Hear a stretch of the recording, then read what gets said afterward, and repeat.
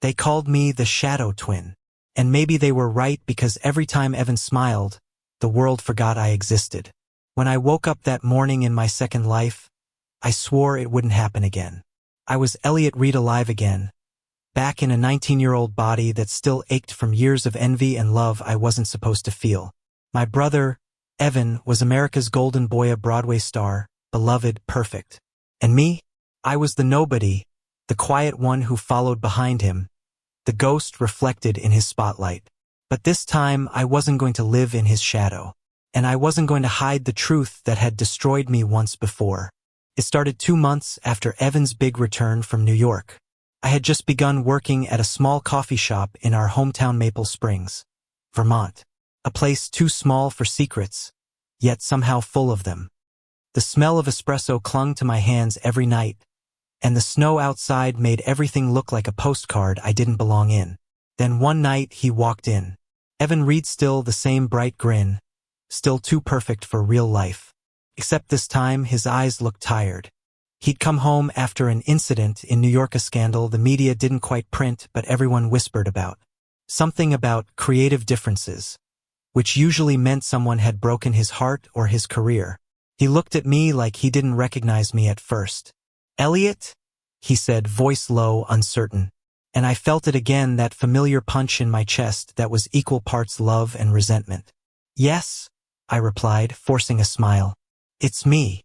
For a moment, he looked as if he wanted to say more. But then he just smiled faintly, shoved his hands in his pockets, and ordered a latte like any other customer. Except Evan Reed was never any other anything. He came back again the next day. And the next.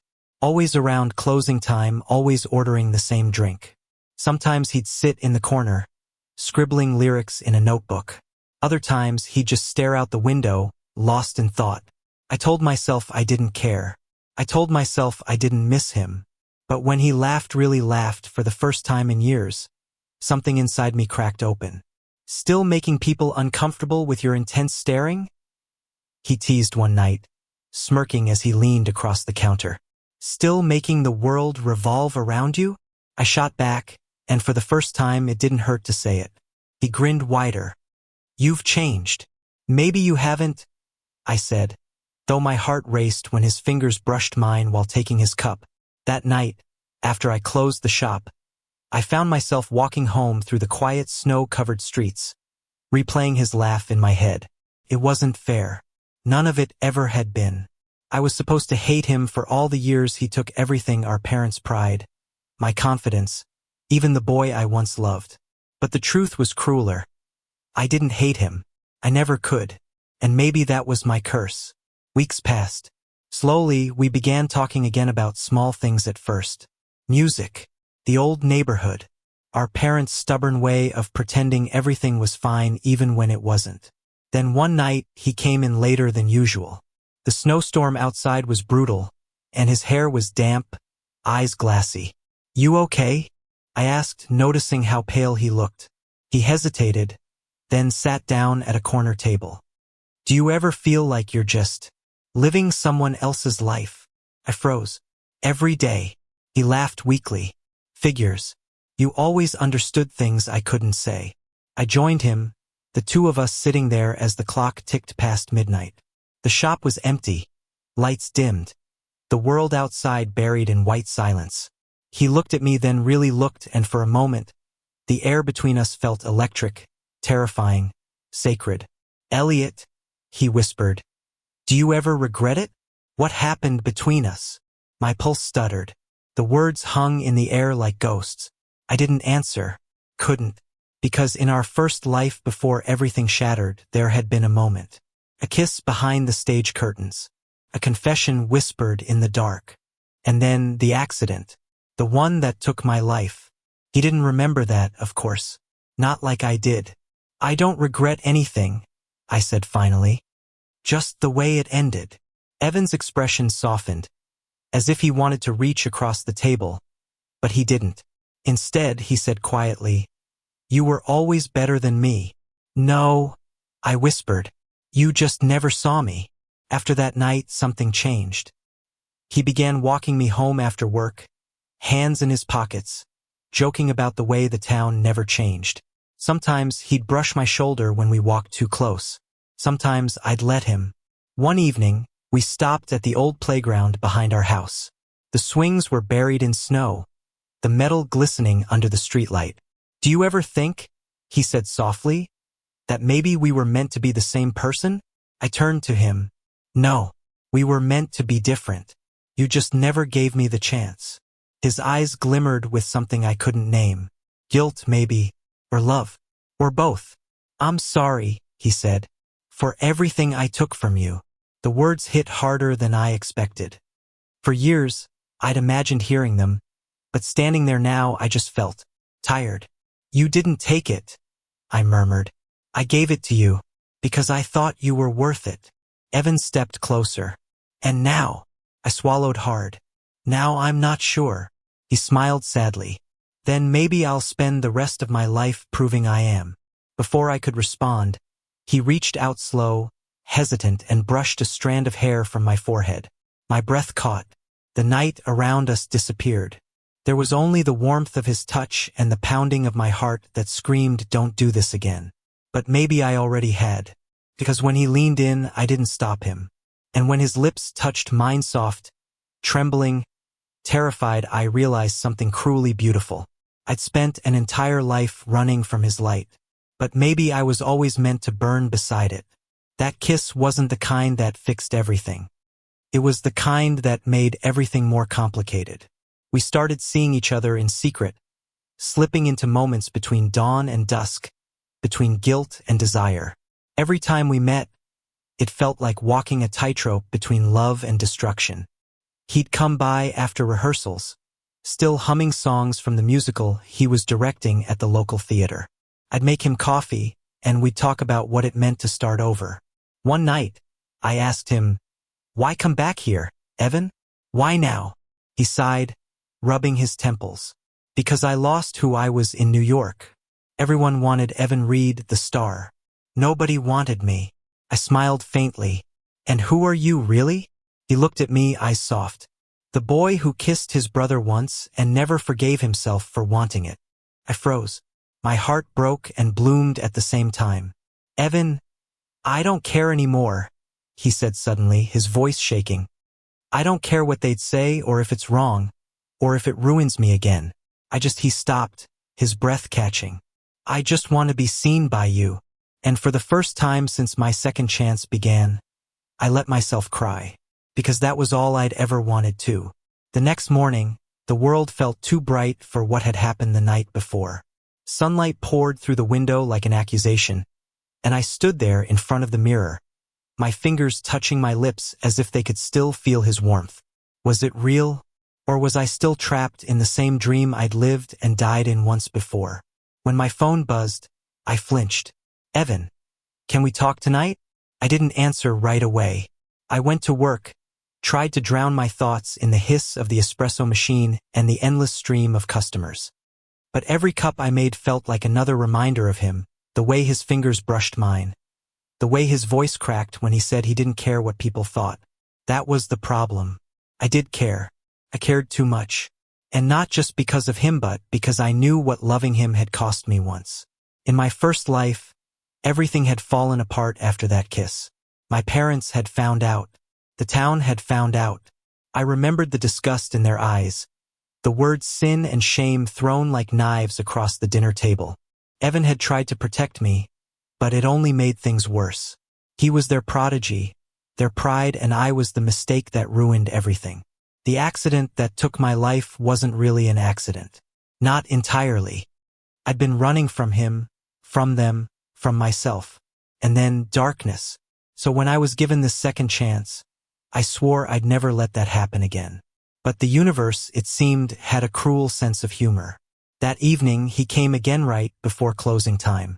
He looked exhausted, hair messy, eyes rimmed with red. "Rough day?" I asked.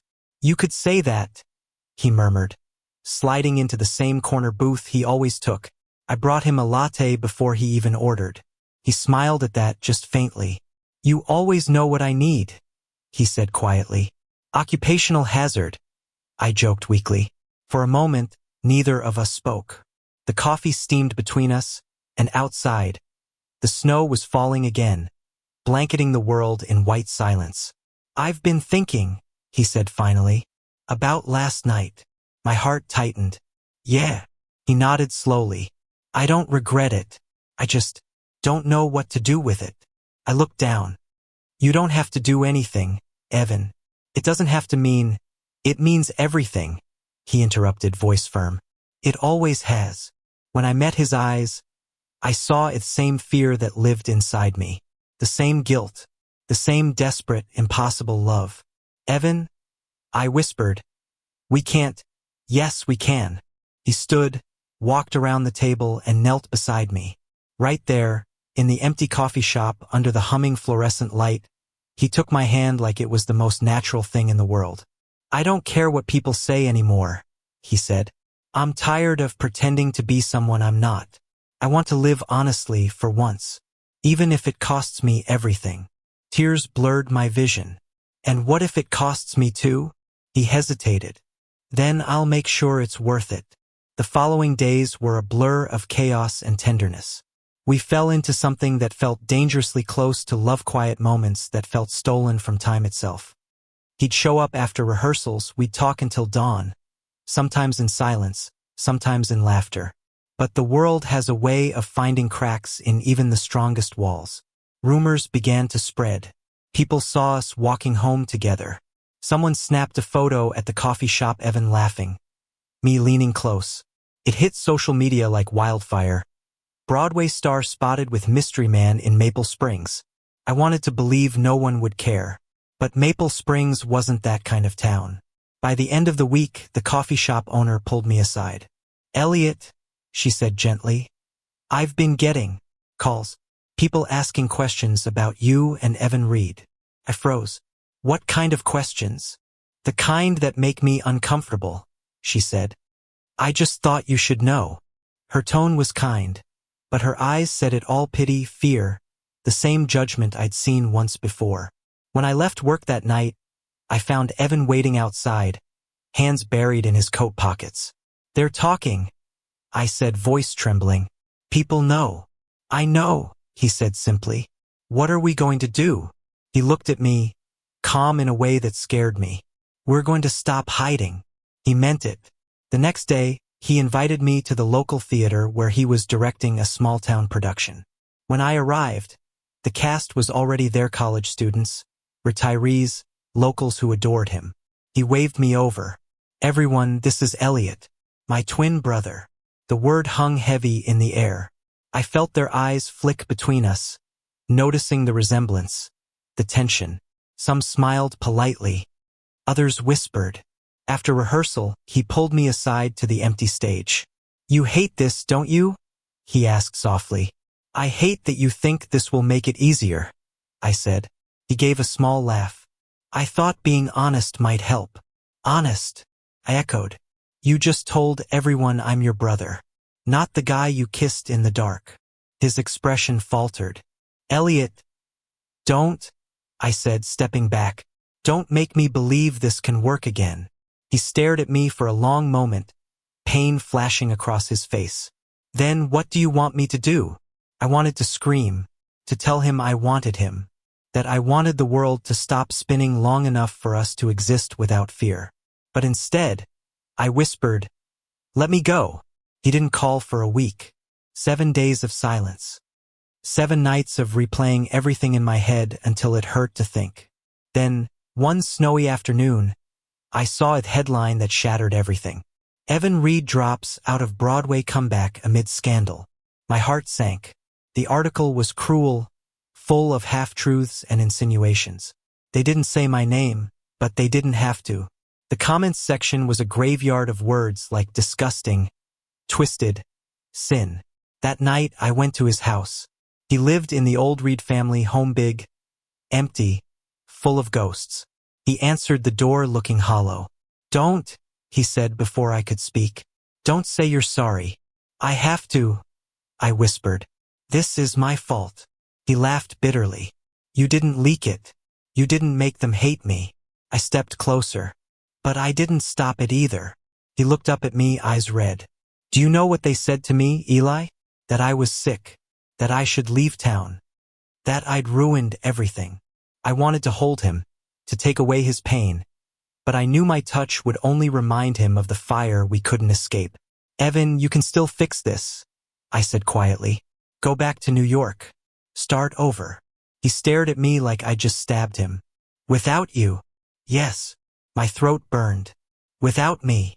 He didn't argue. Not then. But 2 nights later, he showed up at my door. The storm outside was violent, wind howling like it could tear the world apart. He was soaked, shivering, eyes wild with something that wasn't quite desperation but close. Elliot, he said, breathless. I can't do it. I can't pretend you don't exist. I shook my head, tears already forming. You have to. For both of us. He stepped closer. You said this time would be different.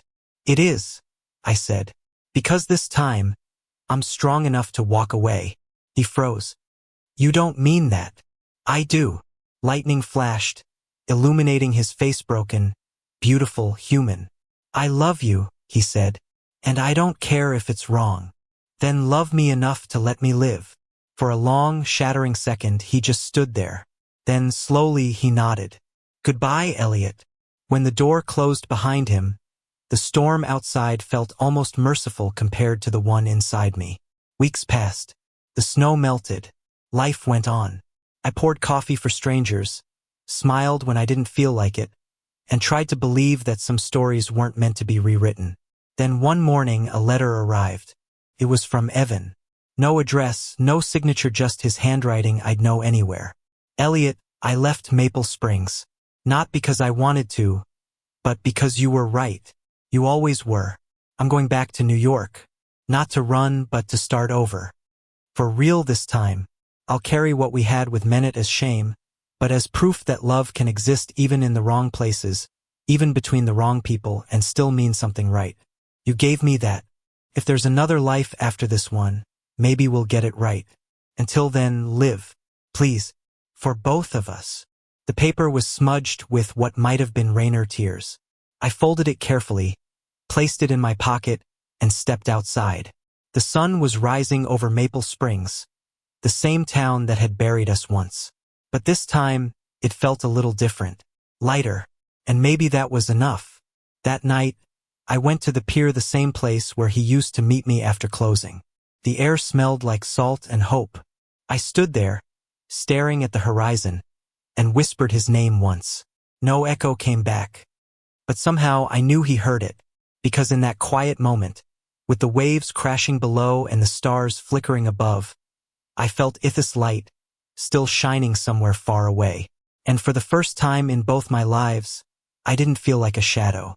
Months later, summer arrived in Maple Springs like a gentle forgiveness. The snow was gone, replaced by sunlight spilling over the hills, laughter from the nearby lake, and the smell of honeysuckle drifting through open windows. I'd almost learned to stop checking my phone for messages that would never come. Almost. Then one morning, a notification blinked on the cafe's old television. Evan Reed returns to Broadway new musical, Twin Song, announced. The reporter smiled into the camera, saying Evan had written it himself.